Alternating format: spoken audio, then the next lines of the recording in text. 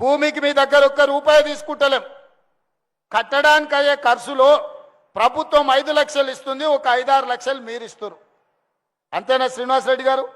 భూమి ఉచితమే కదా, భూమికి ఏం తీసుకోవు కదా. మీ ఎదురుగానే మాట చెప్పించిన మళ్ళా నాకు ఆఫీస్లో చెప్పి మళ్ళీ తర్వాత ఒకటి చెప్తే కష్టమని.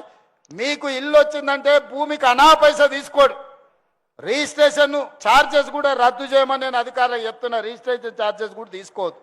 కట్టే దాంట్లో అయ్యే ఖర్చే 5 లక్షలు నువ్వు మిగిలినవి వాళ్ళు ఇస్తారు. ఎందుకంటే ఇత్తేసి పొత్తు కూడాలని చెప్పారు వెనకటికి పెద్దోళ్ళు. ఏం వేయకపోతే మనకు జిమ్మేదారి ఉండదు. మీరు వచ్చి చూసుకొని కూడా చూసుకోరు.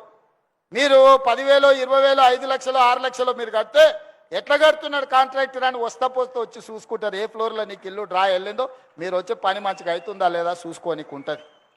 అందుకే నగరంలో పేదవాళ్ళ కోసం 1,00,000 ఇల్లు కట్టాలని మొదటి విడతగా మంత్రి గారు మంచి సంకల్పంతో ఈరోజు ముందుకు వచ్చిండ్రు.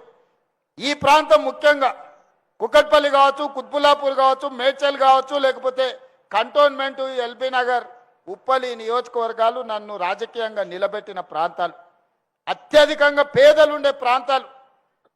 ఇతర జిల్లాలు, ఇతర రాష్ట్రాలు, ఇతర దేశాల నుంచి పనులు చేయడానికి ఇక్కడ వలసలు వస్తున్న ప్రాంతం. వాళ్ళందరికీ మంచి పాఠశాలలు, మంచి వైద్యము, ఉండడానికి సొంత ఇల్లు ఇవ్వాలన్న ఆలోచన, వాళ్ళ కలల్ని మీరు కలలు కంటే ఆ కలల్ని పూర్తి చేసే బాధ్యత నేను తీసుకుంటున్నాను.